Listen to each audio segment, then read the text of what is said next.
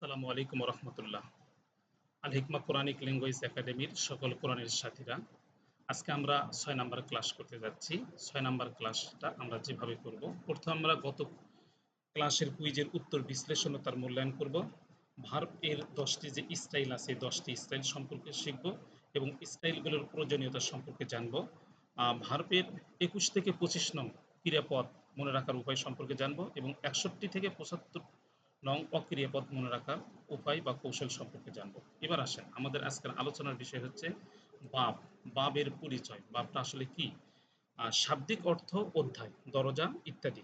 তবে সর্বশাস্ত্রে তা হলো গঠনের নিয়ম অনুযায়ী ফেলের বা ভার্বের কতগুলো নির্দিষ্ট ওজন আছে। কোনো ধরনের ফেল এই ওজনের বাইরে ব্যবহার হবে না। এরকম প্রত্যেকটি ওজনকে এক একটি বাব বলা হয়ে থাকে। সকল রূপান্তরশীল ফেল বা ভার পরিবর্তনশীল ইসেম বা মূল অক্ষরের দিক দিয়ে দুই প্রকার। একটা হচ্ছে ৩ অক্ষর সুলাসি, আর একটা হচ্ছে রুবাই। ৩ অক্ষর বিশিষ্ট যেটা হবে সেটাকে আমরা বলবো সুলাসি, যেমন নাসারা, নুন, সোয়াদরা ৩ অক্ষর বিশিষ্ট। রুবাই এটা হচ্ছে ৪ অক্ষর বিশিষ্ট, অর্থাৎ মূলে ৪ অক্ষর বিশিষ্ট যেটা হবে সেটাকে বলবো আমরা রুবাই, যেমন বা সারা, বা আইন, সা, র। এবার আসেন, আমাদের আলোচনার বিষয় হলো ৩ হরফ বিশিষ্ট যে ফেল সেগুলো নিয়ে আমরা আলোচনা করব। প্রতিটি ফেল বা ভার্ব গঠিত হয় আলাদা আলাদা ওজন বা বাব থেকে। ওজনের ভিত্তিতে আরবিতে মোট ৪৩টি বাব রয়েছে, তবে আমরা বহুল ব্যবহারের ভিত্তিতে ১০টি বাব শিখব। আর এই বাবগুলোকে আমরা ১০টি স্টাইলে শিখব ইনশাআল্লাহ তাআলা। এবার আসেন, ভার্বের ১০টি স্টাইল কেন? বাংলা অথবা ইংরেজি বাক্যের মধ্যে আমরা যে সমস্ত ক্রিয়া বা ভার্ব দেখতে পাই তা ছোট এবং বড় হয়ে থাকে। ঠিক তেমনি আরবি শব্দগুলো ছোট এবং বড় হয়ে থাকে। যেমন উদাহরণ আমি দেখাই, যেমন বলা। এই যে বলা ক্রিয়াটি দেখেন, দুটি মাত্র বর্ণ দ্বারা গঠিত হয়েছে। খাওয়া ৩টি, তৈরি করা ৫টি, ৪টি, বিশ্বাস করা ৫টি, আহ্বান করা ৬টি, অনুসরণ করা ৭টি ক্রিয়া অক্ষর দ্বারা গঠিত হয়েছে। তাহলে ২টি, ৩টি, ৪টি, ৫টি, ৬টি, ৭টি অক্ষর দ্বারা গঠিত আমরা দেখলাম। ঠিক আরবিতেও এরকম ৩টি, ৪টি, ৫টি, ৬টি দ্বারা হচ্ছে অক্ষর দ্বারাও ভার্ব গঠিত হয়ে থাকে। এবার আসেন, ভার্ব বা গ্রুপ বা ফ্যামিলি। এই ভার্ব বা গ্রুপ বা ফ্যামিলি এটা কি? ফ্যামিলি নামটি শুনলে আমাদের মাথায় কিছু সদস্যের নাম চলে আসে, যেমন মা, বাবা, ভাই, বোন, দাদা, দাদি, নানা, নানি, নাতি, নাতনি ইত্যাদি। আরবি ব্যাকরণে প্রতিটি ফ্যামিলির কিছু কমন সদস্য আছে। একটি পরিবারের প্রত্যেকটি সদস্যের যেমন স্বতন্ত্র কিছু বৈশিষ্ট্য থাকে, হতে পারে তার শারীরিক, মানসিক, চিন্তা, কল্পনা, মতামত ইত্যাদি। একইভাবে অ্যারাবিক ফিল বা ক্রিয়াগুলো কোনো না কোনো ফ্যামিলি বা গ্রুপের অন্তর্ভুক্ত এবং প্রত্যেকটা ফ্যামিলির স্বতন্ত্র কিছু বৈশিষ্ট্য রয়েছে। একটি পরিবারের প্রতিটি সদস্য যেমন একই পরিমাণ ভূমিকা পালন করে না, ঠিক তেমনি অ্যারাবিক ফিল বা ক্রিয়াগুলো একই রকম ভূমিকা পালন করে না। তাই এই ক্লাসে আমরা গুরুত্বপূর্ণ ১০টি ফ্যামিলির সদস্যর সাথে পরিচিত হব ইনশাআল্লাহ তাআলা। এই ফ্যামিলিগুলো মোট ১৫টি, আমরা সেখান থেকে শিখব হচ্ছে ১০টি, অর্থাৎ ৩ হরফ বিশিষ্ট যে ফ্যামিলি এগুলো হচ্ছে ১০টি, আমরা সেখান থেকে শিখব হচ্ছে ১৫টি, সেখান থেকে শিখব ১০টি। ৬টি ছোট ফ্যামিলি, ৬টি ছোট ফ্যামিলি আমরা এর গ্রুপ নাম্বার দেব ১। ৯টি বড় ফ্যামিলি, এর গ্রুপ নাম্বার আমরা ক্রমান্বয়ে ২ থেকে ১০ পর্যন্ত দিব। আচ্ছা, এরপর আসেন নিয়ম।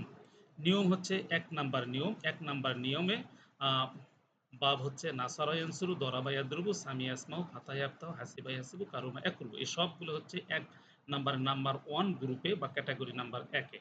তাহলে আমরা নাসারা ইয়ানসুরু বাবটাকে কিভাবে নির্ণয় করব? ফেলে মাজিতে যদি ৩ হরফটি জবর বিশিষ্ট হয় এবং শেষের আইন কালেমা এবং লাম কালেমা যদি পেশ বিশিষ্ট হয়, তাহলে সেটাকে আমরা বলবো বাবে নাসরা ইয়ানসুরু। দেখেন, সোয়াদ এবং র পেশ বিশিষ্ট হয়েছে। এরপর আসেন, বাবে দরাবা ইয়াদরুবু কাকে আমরা বলবো?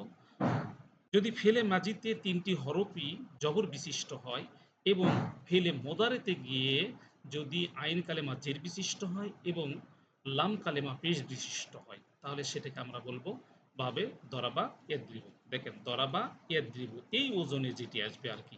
সামিয়া ইসমাউ, সামিয়া ইসমাউ ফেলে মাজিতে অর্থাৎ অতীতকালীন ক্রিয়ায় আইন কালেমায় জের বিশিষ্ট হবে এবং মোদারেতে আইন কালেমা জবর বিশিষ্ট এবং লাম কালেমা পেশ বিশিষ্ট হবে। সামিয়া ইসমাউ এই ওজনে যে ফেলি আসবে সেটাকে আমরা বলে দেব যে এটা বাবে সামিয়া ইয়াসমাউ ১ নাম্বার গ্রুপ থেকে। ফাতাহা ইয়াফতাহু অতীতকালীন ক্রিয়ায় ৩টি হচ্ছে জবর বিশিষ্ট হবে এবং অনতীতকালীন ক্রিয়ায় অর্থাৎ ফেলে মোদারে আইন কালেমা জবর বিশিষ্ট এবং লাম কালেমা পেশ বিশিষ্ট হবে। এই ওজনে যতগুলো ভার্ব আসবে সবগুলো আমরা বলবো এসেছে বাবে ফাতাহা ইয়াফতাহু থেকে। হাসিবা ইয়াহসিবু যে আইন কালেমা জের বিশিষ্ট হবে এটা হচ্ছে ফেলে মাজিতে এবং ফেলে মোজারেতে গিয়ে আইন কালেমা জের বিশিষ্ট হবে এবং লাম কালেমা পেশ বিশিষ্ট হবে। এই ওজনে যতগুলো ফেল আসবে সবগুলোকে আমরা বলে থাকবো হাসিবা ইয়াহসিবু নামক বাব থেকে এসেছে। কারুমা একরুমা এই বাবটি গঠিত হবে যে আইন কালেমায় পেশ বিশিষ্ট হবে ফেলে মাজিতে এবং মোজারেতে গিয়ে আইন কালেমা এবং লাম কালেমা দুটি পেশ বিশিষ্ট হবে, যেমন কারুমা একরুমা। এইবার আসেন আমাদের গ্রুপ নাম্বার ২।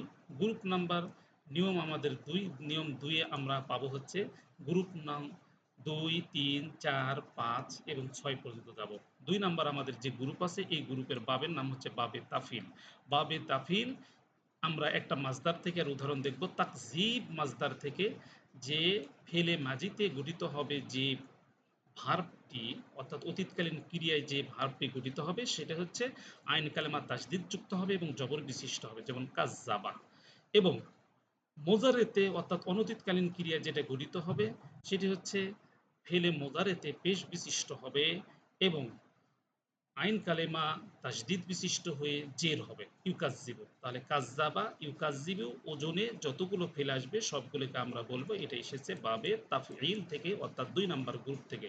অর্থগতভাবে এর বৈশিষ্ট্য হলো সর্বদা বারে বারে ক্রমে ক্রমে ধীরে ধীরে কোনো কাজ করাকে বোঝাবে।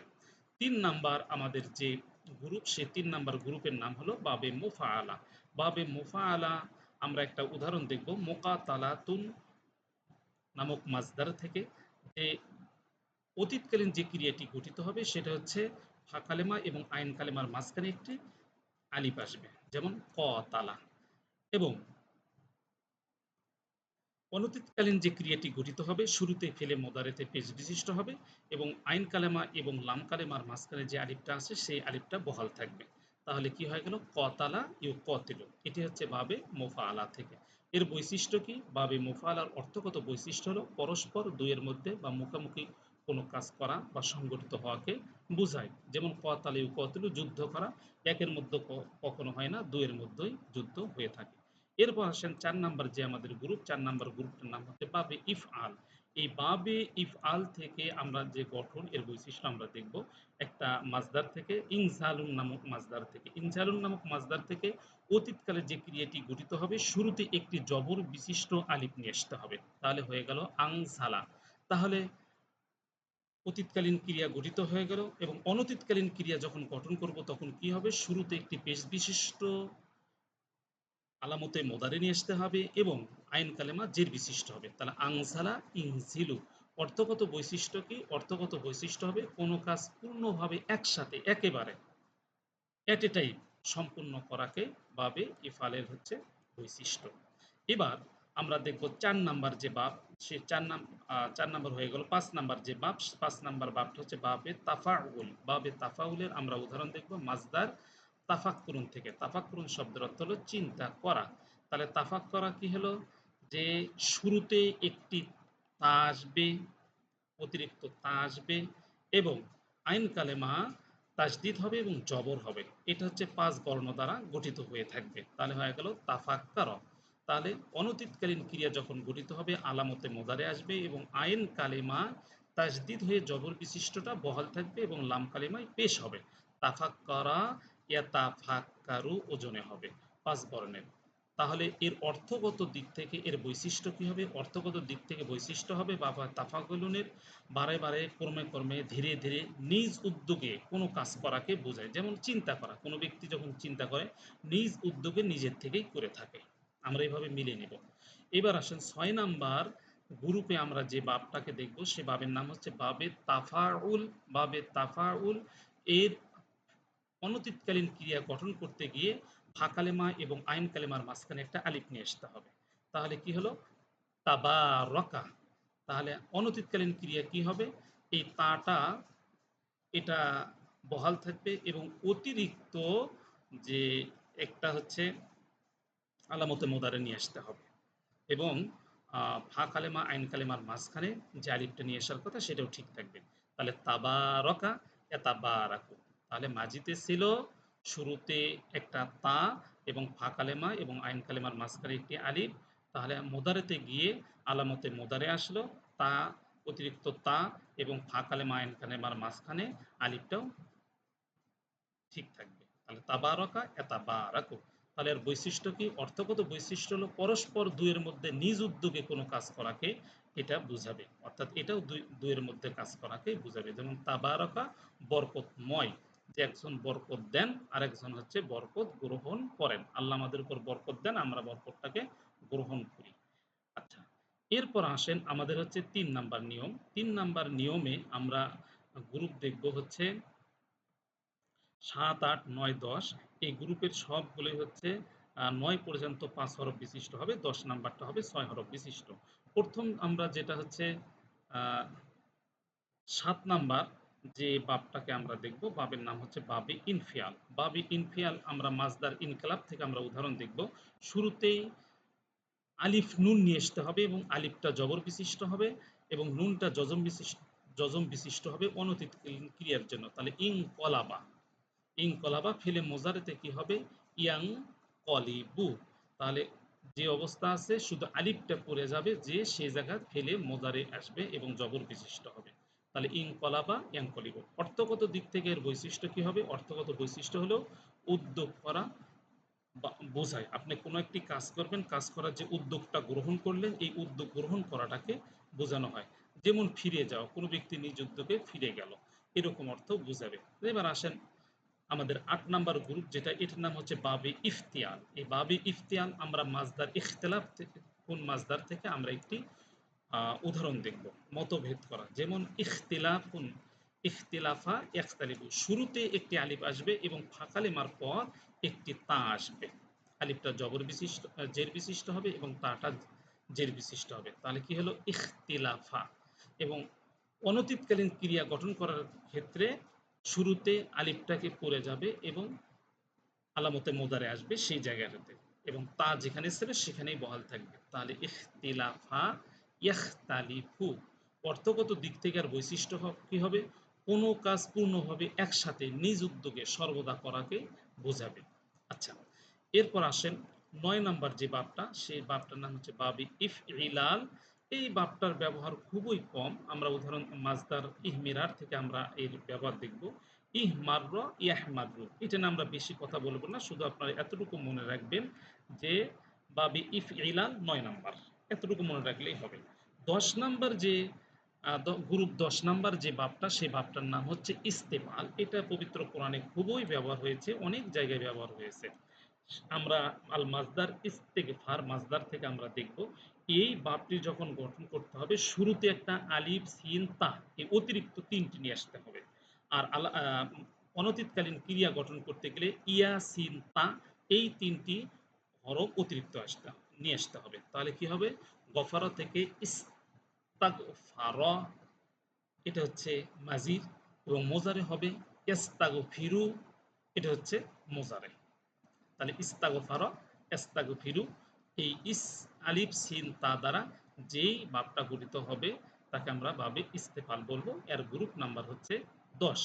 অর্থগত দিক থেকে বৈশিষ্ট্য হলো কোনো কিছু নিজ উদ্যোগে চাওয়াকেই বুঝায়। যেমন আমরা ক্ষমা চাই আল্লাহর কাছে আমাদের নিজ উদ্যোগে, আর আল্লাহ সুবহানাহু ওয়া তাআলা আমাদেরকে ক্ষমা করে দেন। এখন আসেন ভার্বের স্টাইল, গ্রুপ বা ফ্যামিলি লেভেল এর প্রয়োজনীয়তা। নিচের উদাহরণগুলো দেখলে আমরা বুঝবো।